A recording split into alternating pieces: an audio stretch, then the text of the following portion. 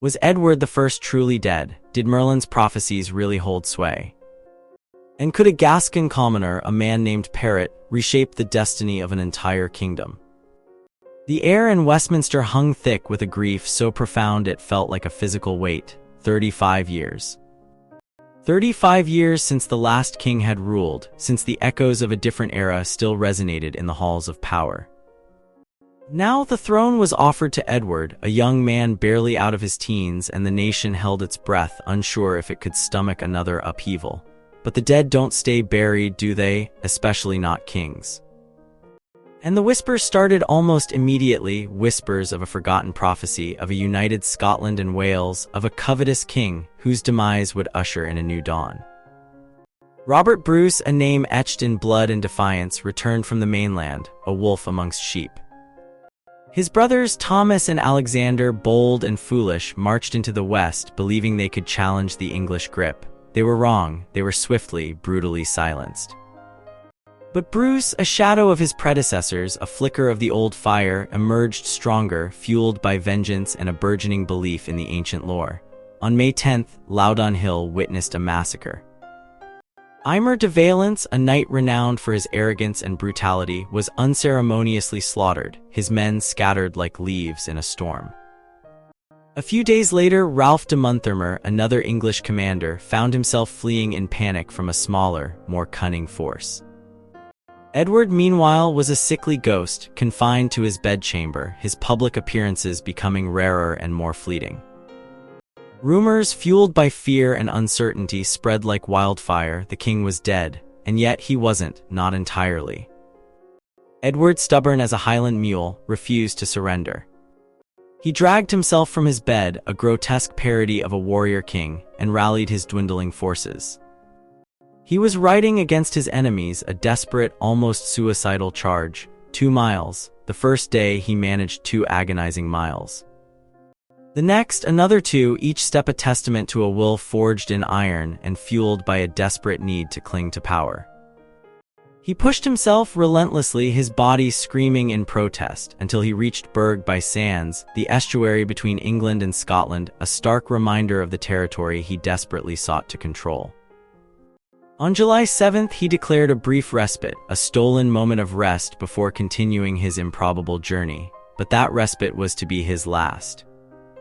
At about 3 o'clock in the afternoon, as esquires, bewildered and heartbroken, lifted him from his bed, he simply ceased, a final, shuddering breath.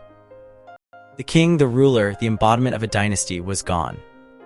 The silence that followed was more deafening than any battle cry. The shock reverberated through the land, a seismic tremor that shook the foundations of English society. How could a king, a man who had shaped their lives, their laws, their very beliefs, simply vanish? The older lords, those who remembered the reign of Edward I, felt a primal fear, a sense of disorientation that threatened to unravel the fabric of their world. They instinctively sought order, a familiar framework to cling to, and the only order they could readily grasp was the one offered by Edward's young son. But Edward, barely a man, was not a natural ruler.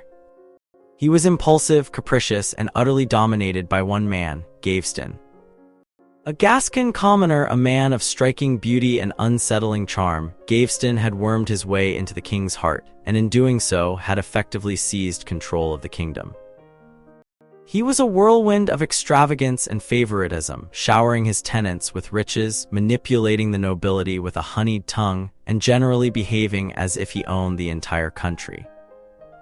The earls, those proud, ancient families who had ruled England for generations, were incandescent with rage. They had witnessed firsthand the king's blatant disregard for their authority, his willingness to elevate a commoner above their heads. They saw Gaveston not as a friend, but as a parasite, draining the lifeblood of the realm. Gilbert de Clare, a young and ambitious earl, initially saw Gaveston's rise as an opportunity, a chance to climb the ladder of power. But as Gaveston's influence grew, so did the resentment of the other earls. Roger Mortimer, a younger man, equally eager to advance, recognized the shifting tides and aligned himself with the king, believing that Gaveston's favor was the key to his own ascent. Hugh Audley, Roger Damery, and John de Charlton, driven by ambition and a desire for security, joined the chorus of support for the young king. Only a few, like Bartholomew de Battlesmere and the elder Hugh Despenser, clung to the old ways, offering counsel and loyalty to Edward, hoping to navigate the treacherous currents of the new regime. Gaveston's ambition was boundless. He demanded recognition, a title, a place at the king's table.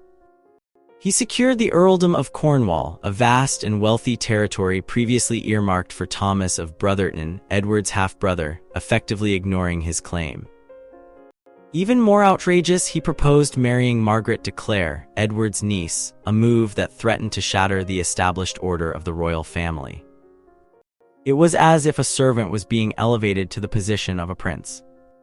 The earls, led by the fiery Earl of Warenne, saw this as a deliberate affront, a blatant attempt to undermine their authority and diminish their standing. They drew up a declaration, a bold and dangerous statement that pledged their loyalty to the crown, not to the king, if he proved to be disobedient.